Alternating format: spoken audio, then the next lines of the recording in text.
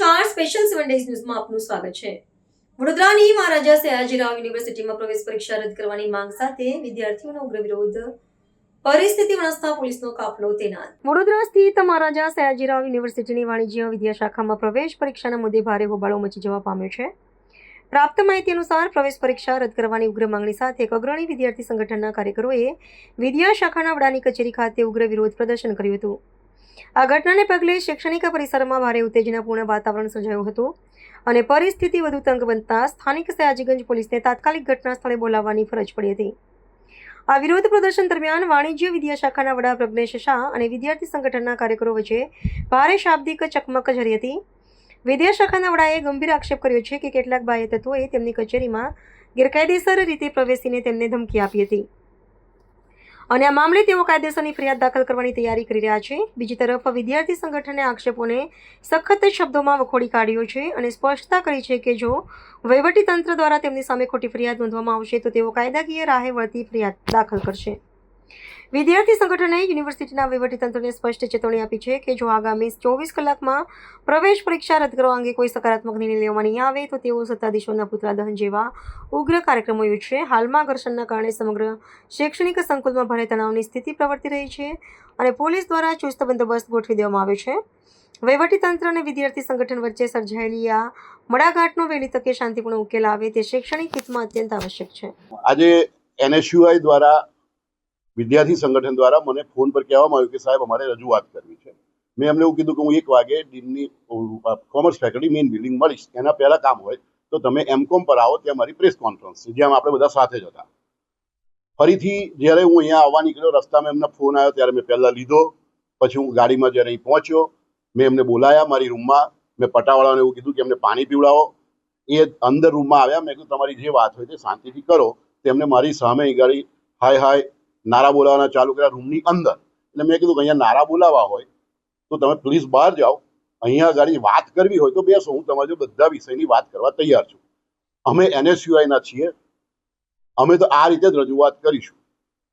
આવા એક એટીટ્યુડ સાથે એ લોકોએ નારાબાજી ચાલુ રાખી એટલે મેં એમની જોડે વાત નથી કરી। આ ચર્ચા કરી હોય તો મેં 100% ચર્ચા કરી હોય, બરાબર, પણ એમને કોઈ વાત કરવા તૈયાર જ નહોતા, ખાલી નારામાં જ રસ હતો। મારે નારા બોલાવવાના હતા સામે, એટલે હું બાજુ ચૂપ ઉભો રહ્યો હતો। હા, કારણ કે મારી ફેકલ્ટીનો વિદ્યાર્થી જ નથી, છતાં મેં ચર્ચા માટે બોલાયો, અંદર બોલાયો, પાણી પીવડાવવાની વાત કરી અને છતાં જો નારાબાજી કરતો હોય, મને ધમકી આપતો હોય કે 24 કલાક બાદ ઇન્સિપ છોડ દો, બરાબર, તો પછી મારે કાર્યવાહી તો કરવી પડે ને। હું કમ્પ્લેન આપીશ પોલીસ અને એક્શન લેવાય અને યુનિવર્સિટી પણ એક્શન લે, બંને કામ માટે હું પ્રયત્ન કરીશ। મને એમની પૂરી રજૂઆત હજુ ખબર જ નથી પડી। એમને મને 24 કલાકમાં છોડી દેવાનું કીધું છે અને એફઆઈના કંઈક કેસની વાત કરતા હતા। ચર્ચા કરી હોય તો મને ખબર પડે કે એમને શું તકલીફ છે। કોઈ પણ પ્રશ્ન હોય એની રજૂઆત કરે, વાત કરે, તકલીફો જણાવે, તેનું સોલ્યુશન થાય અને હું બધા માટે તૈયાર છું। પણ જ્યારે મને કહેવા જ તૈયાર નથી, ખાલી એમને રસ છે જિંદાબાદ મુર્દાબાદ નારા બોલાવવામાં, 24 કલાકમાં ડીન ખુરશી છોડો। પણ હવે એમાં તો મારે એમના કહેવાથી ખુરશી મને મળી નથી, મારે એમના કહેવાથી છોડવાની નથી। મને મારી યુનિવર્સિટી કહેશે તો મારે સેકન્ડમાં છોડી દઈશ। તો એના આપણે વાત કરી, એમને એન્ટ્રન્સ ટેસ્ટ સુધી પૂરી ખબર નહીં હોય કદાચ। જો અમને આપણે થોડી વાર પહેલા જ વાત કરી છે ને પ્રેસ કોન્ફરન્સમાં, એ એન્ટ્રન્સ ટેસ્ટમાં કોઈ પણ વિદ્યાર્થીને ટ્યુશન કરવું પડે, ક્લાસમાં જવું પડે એવું તમને લાગે છે? જ્યારે હું આટલું બધું કરું છું વિદ્યાર્થીઓને 500 એવા ક્વેશ્ચન નોટિસ બોર્ડ પર મૂકવાનો છું, ઓનલાઈન મૂકવાનો છું, છોકરું ગમે ત્યાંથી જોઈ શકે, એને તૈયારી ઘરે બેસીને કરી શકે। 10મા ધોરણનું 12મા ધોરણના લેવલનું પૂછવાનું છે, 11મા ધોરણનું, અને બધું ટોપિક લખી। પાછું એવું પણ નથી બીજી કોમ્પિટિટિવ એક્ઝામની જેમ કહી દઉં કે આ અકાઉન્ટન્સી તૈયાર કરી લાવો, એવું નથી। હું તો ટોપિક પણ આપવાનો છું। 12મા ધોરણનું છોકરું મને બી ખબર છે, પણ એ ચર્ચા કરે તો ચર્ચા થાય ને।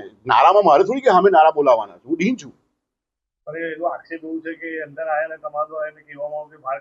ના સોરી, એ જાતે જ કીધું છે, એને જાતે જ કીધું। જો એ અંદર આવ્યા, મેં પટાવાળાને પૂછી લો, બધા અહીંયા હતા, બરાબર, મેં પટાવાળાએ કીધું એમને પાણી આપો।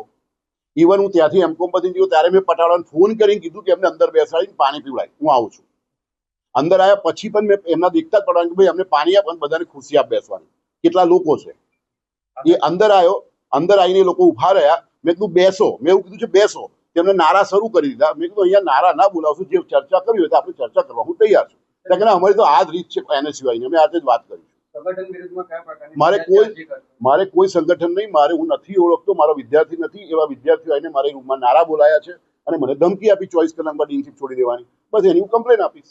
યુનિવર્સિટીના ઇતિહાસમાં પહેલીવાર કોમર્સ ફેકલ્ટીની પ્રવેશ પ્રક્રિયા માટે લેવામાં આવી રહેલી એન્ટ્રન્સ એક્ઝામનો NSUI સંગઠન દ્વારા આજે વિરોધ કરવામાં આવ્યો, કારણ કે યુનિવર્સિટીના કોમર્સ ફેકલ્ટીના ડીન પ્રજ્ઞેશ શાહ જે પ્રાઇવેટ કોચિંગ ક્લાસ કે પ્રાઇવેટ યુનિવર્સિટીના દલાલો બની ગયા છે એવું અમને લાગી રહ્યું છે, કારણ કે કોમર્સ ફેકલ્ટીમાં અત્યાર સુધી કોઈ પણ એન્ટ્રન્સ એક્ઝામ પ્રવેશ પ્રક્રિયા માટે લેવામાં આવતી નથી.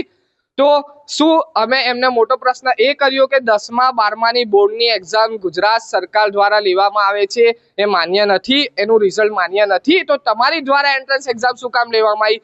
આ તો ખરેખર જોવા લાગી રહ્યું છે કે આ પ્રાઇવેટાઇઝેશન સામે વિદ્યાર્થીઓને મોકલવાની આ માંગ કોમર્સ ફેકલ્ટીના ડીન દ્વારા કરવામાં આવી હતી. આજે શાંતિપૂર્વક 24 કલાકનું અલ્ટિમેટમ આપવામાં આવ્યું હતું કે ભાઈ આ એન્ટ્રન્સને તાત્કાલિક ધોરણે રદ કરવામાં આવે, પરંતુ કોમર્સ ફેકલ્ટીના ડીનનો વ્યવહાર તમે મીડિયાના માધ્યમથી પણ જોયું હશે કે વિદ્યાર્થીઓ પ્રત્યે કેવો વ્યવહાર આ લોકો રાખે છે.